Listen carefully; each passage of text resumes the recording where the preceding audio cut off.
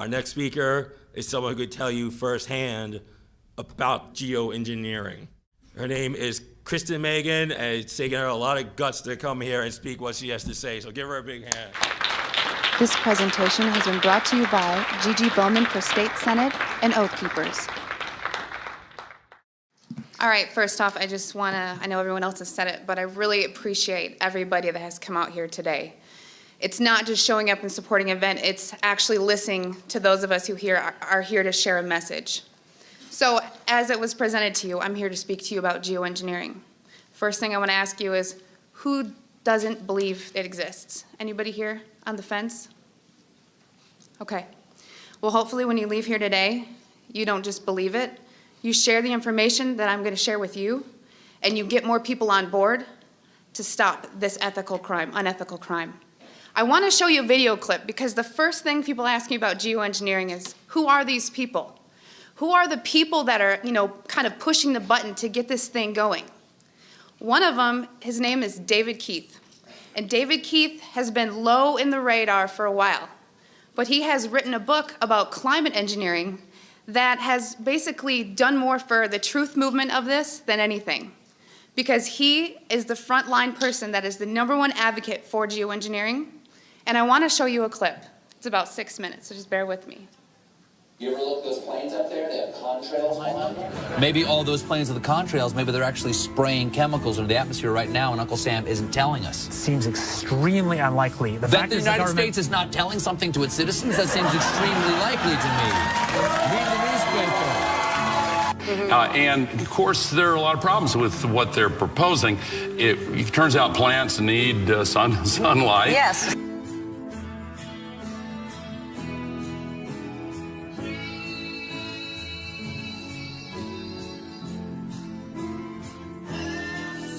Have you gotten some grief for suggesting this? Sure. I mean, this is like writing a book that's the case for leprosy. Well, first of all, let me ask you this question, because there's a rumor, I don't know if this is true or not, that some scientists are trying to figure out a way to block the sun to try to slow down global warming.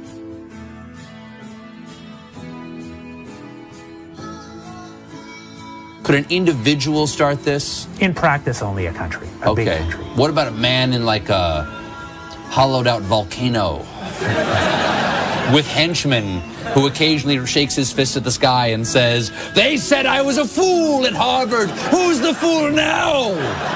It's All Things Considered from NPR West. I'm Arun Roth. If scientists get the calculations wrong, it could be catastrophic for life on Earth. Or what if the technology got into the wrong hands? Couldn't someone shoot poison into the atmosphere? So people are terrified about talking about this because they're scared that it will prevent us cutting emissions. Right, and also that it's sulfuric acid. It is. You're bearing the lead. Is there any possible way this could come back to bite us in the ass? You put another kind of pollution, sulfur dioxide, up to orbit, cover the atmosphere. The sky won't be really blue in the way it is now anymore. Blanketing the earth in sulfuric acid, because I'm all for it. This is the all chocolate dinner. I still get to have my CO2, and I just need to spray sulfuric acid. Right. All over the earth. Right.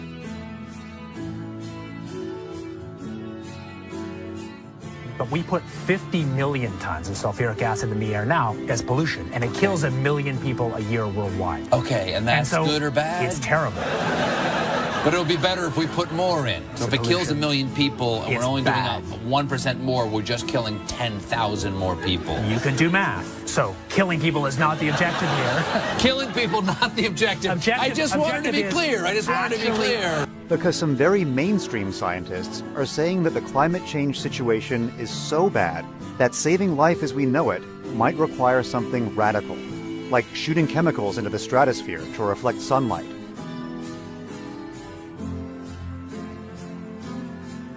This is the kind of stuff I wake up sweating about. Exactly. Well, it's your goddamn idea. No, it actually turns out to be an old idea. This was known since President Johnson, and the scientific community mostly decided not to talk about it. What happens to the sulfuric acid after it's sprayed? Does it just stay up there? No, it rains down. Okay. But as I said, it rains down. Okay. It's a tiny addition. Okay. And you'd put, say, 20,000 tons of sulfuric acid into the stratosphere every year, and each year you have to put a little more, and this doesn't, in the long run, mean that you can forget about cutting emissions. We will need to rein in No, emissions. we'll get to it eventually, yeah. But it But does. in the meantime, we're shrouding the earth in sulfuric acid. So it is that you could actually spray sulfuric acid in the stratosphere 20 kilometers over our head and use that to stop the planet warming up in a kind of ugly tech fix. You could spray something into the atmosphere to change. Okay, Spray okay. pollution into the atmosphere to stop it warming. So in the end, pollution saved them all. We owe pollution. We owe acid rain an apology, is what you're saying. A totally imperfect technical fix. Okay. It would have risks. It wouldn't get us out of the long-run need to stop polluting, but it might actually save people and be useful. The sky won't be really blue in the way it is now anymore. The chemtrails are being used in conjunction with HAARP.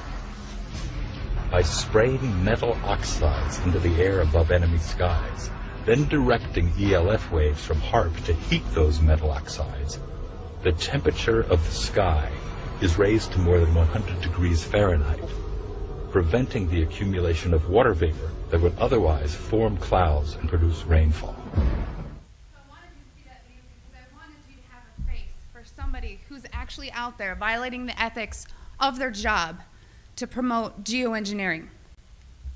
I'm going to talk about geoengineering, but I want to share a story with you. Every time I'm asked to speak, I public speak for a living. I'll go into that, but I don't get nervous to speak to you. What I get nervous about is not getting emotional telling you my story. Because in 2002, shortly after 9/11, like a lot of military veterans, I raised my right hand and I took an oath to the Constitution to hopefully do something meaningful with my life. You know, 19 years old, unsure what I wanted to do. So I enlisted in the U.S. Air Force. My job in the U.S. Air Force was working in bioenvironmental engineering. So what bioenvironmental engineering is in the Air Force is equivalent to that of the OSHA and the EPA, if you're familiar with that. So we were an embedded liaison to make sure that we were tracking all of the aspects and impacts of the military, meaning what is the military doing and how is it impacting the environment, because we were accountable for that. Being government, we did not get any special treatment. We just couldn't be fined being another federal agency. EPA can, but not OSHA. So from the health side, it was knowing what you do in the Air Force. What does your job entail that is hazardous to your health? And I'm going to give you an example. Let's say that you were an aircraft painter. You were a mechanic. My job would go out to make sure I knew everything that you did, what you were exposed to, and how to mitigate and engineer out those hazards. Because we needed to, one, it's your legal right to be working in a safe and healthful work environment. So throughout 9 years, I worked as an industrial hygienist and an environmental specialist. Actually, there's two bases I was at that are called air logistics centers. What does that mean? It's not like a fighter wing, you know, it's not really fun and amazing. What they did is they took aircraft that around every 10 to 15 years, they were required to be dismantled down to the last screw. So that meant every single industrial process you can think about, checking the metal integrity, making sure everything's good to go, or sometimes overhauling equipment. Part of my job in tracking the health hazards was to look at any time someone wanted to buy a chemical, any type of chemical. It was ordered through a system, and in that system, I had to go in there and say, you know, the country we're in, we're not allowed to use this. We need to substitute it out with something a little less hazardous, while also maintaining the integrity for a technical order, meaning for that process, it says you must use, you know, xylene or toluene to do this process. Well, I have to kind of fast forward. I want to say around 2006, I started kind of opening my eyes to how the military wasn't really what I thought it was. And people approached me knowing what I did for a living and said, have you ever heard of chemtrails? Well, I hadn't. And that sparked my interest. So I went online and I looked at chemtrails. I saw a lot of, you know, debunking, a lot of sites that were just kind of calling it a conspiracy theory. And I thought, well, geez, this is what I do for a living. Preventive health, making sure that people are not getting sick, especially in the workplace, and by things that we're doing that can affect, you know, human health in the environment. To summarize it, in an attempt to debunk this conspiracy theory as I thought it was, I didn't debunk it. It literally changed my life.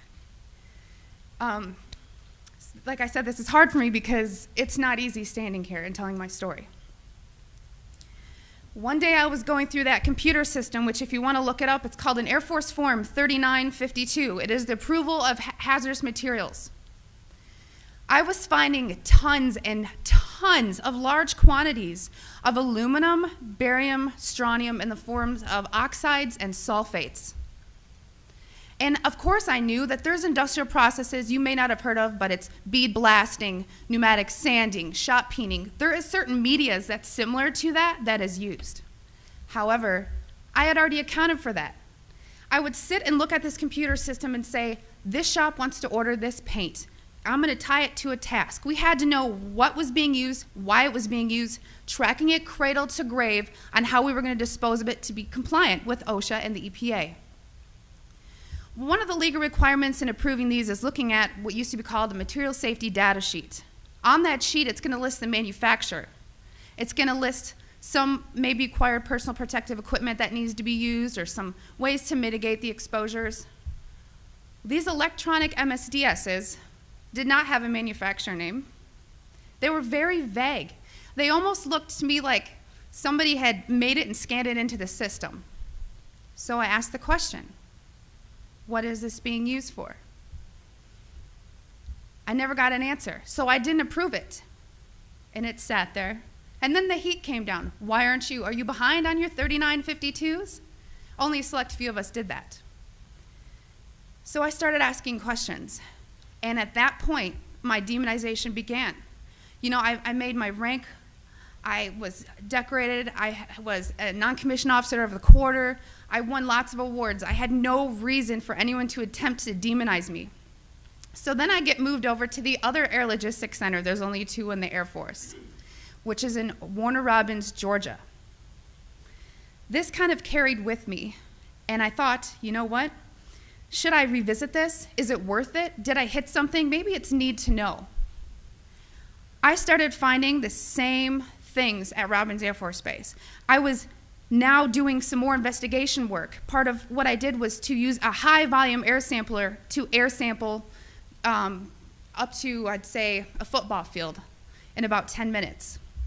I also conducted soil sampling because I thought, you know, if this is real and they are spraying this, it's going to get to the ground. So I conducted air sampling, I conducted soil sampling, and I was getting high levels of these contaminants. When I started asking the question again under a new commander, I never in my life thought I would have somebody look me in the face and tell me, I am questioning you. Is there something wrong with you? You've been looking really depressed lately. You know I can put you under a mental evaluation for up to 120 days. Who would take care of your daughter? Because I was divorced at the time. As soon as I heard that, I knew. It validated everything I ever thought. And I thought, I've spent 9 years of my life trying to protect human health, and here we are violating law after law after law. Just sitting here, instead of protecting the people, we are poisoning the people.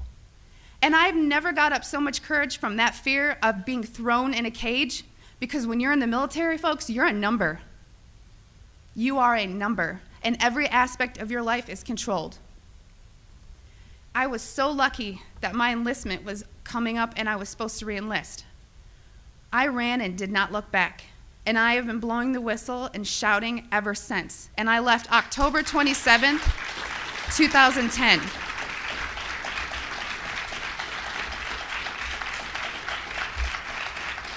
Thank you.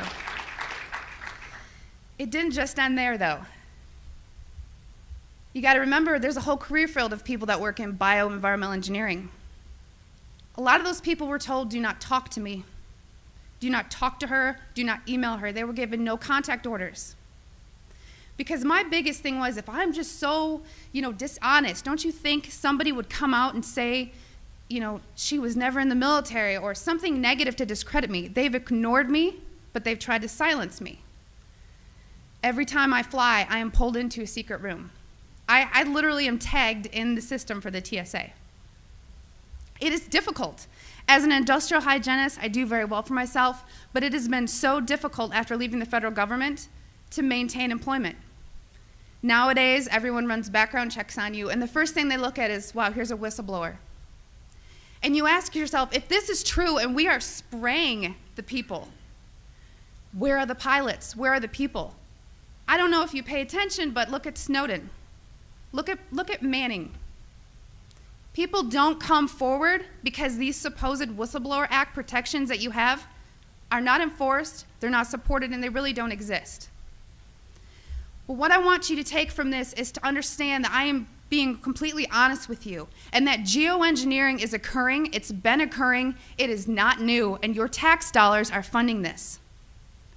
I 100% know that the U.S. Air Force was involved, and it kind of, I think back to all these things that I never had noticed. If you don't know what to look for, you can't look for something. And once I realized a process they were trying to hide, people have come out of the woodworks, from EPA compliance officers to ex-people that I worked with in my career field, who I cannot state for obvious reasons. I've had pilots come forward. I've had people come forward that actually load the canisters on the planes. These people don't come forward because they are afraid that they're going to end up like Snowden. And I continue to speak to let people know I've been screaming about this for 3 years and I'm still here.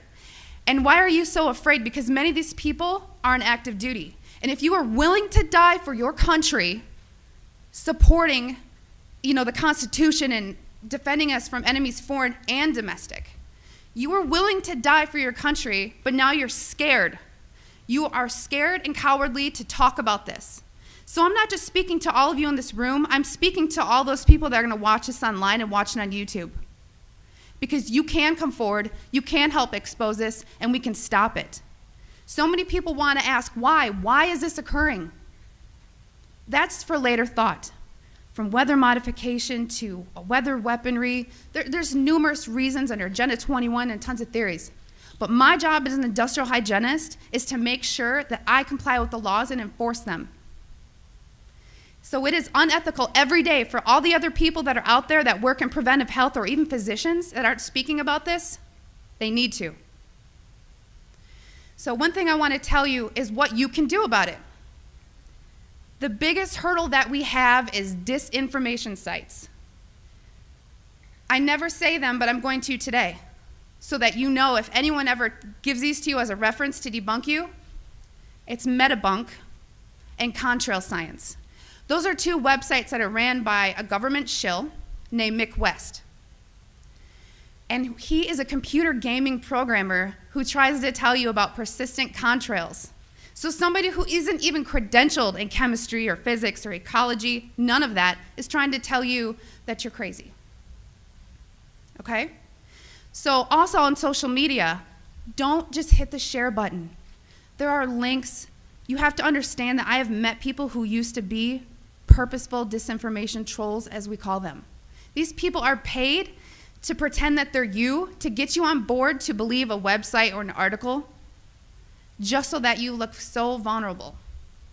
And then later it will be deemed non-credible, and then you look non-credible. So please vet, research. And if you have something to write with, I want you to take down my email. It is Kristen, Kristen, Meghan, Meghan, @gmail.com. And by emailing me, I can give you some information for what I'm about to tell you. If you still don't believe it, or you still want to convince people, there's something you can do. You can take a glass jar. It needs to be a glass jar, so there's no BPAs. Take a rain sample and take a snow sample.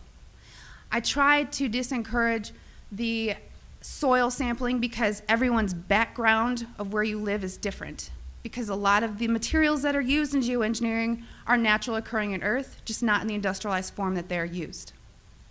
So if you take these rain samples and you take the snow samples, email me, because I cannot publicly tell you where to send them, because we've actually been blackballed by labs who refuse to run our samples. And a problem that is occurring is people are sending in rain samples to labs that don't realize how low the limit of detection needs to be, because these are nanoparticulates. They're very small. So if you email me, I can tell you where to send in your samples, and it's only around $50. That may be tough on some people, but it's way cheaper than maybe what you assumed. So I just want everyone to know and understand that of all things, of all the freedoms that we are losing, geoengineering is the #1 issue that we are facing. Because you can have guns and money and you can have everything. If you don't have food and water and you are dying of respiratory or neurological illnesses, what does it matter? So you've heard about vaccines, and you'll hear, about smart meters, and you'll hear about other issues like fracking. These are all systemic effects. We are getting overexposed to toxins. People will tell you fluoride's in the water, but it's not a lot. It is a lot, because you're getting it everywhere in your food. Water that you drink, everything is washed with that water. And you're getting your vaccines. All this, it's a coupled systemic effect, and our bodies cannot metabolize these toxins. So I just want to thank you for taking the time to listen to my story, and I will continue to shout from the rooftops. I don't care how many jobs I lose. I don't care how many friends or family I lose, because I took an oath. And in 9 years, I was not able to honor that oath, but I am today.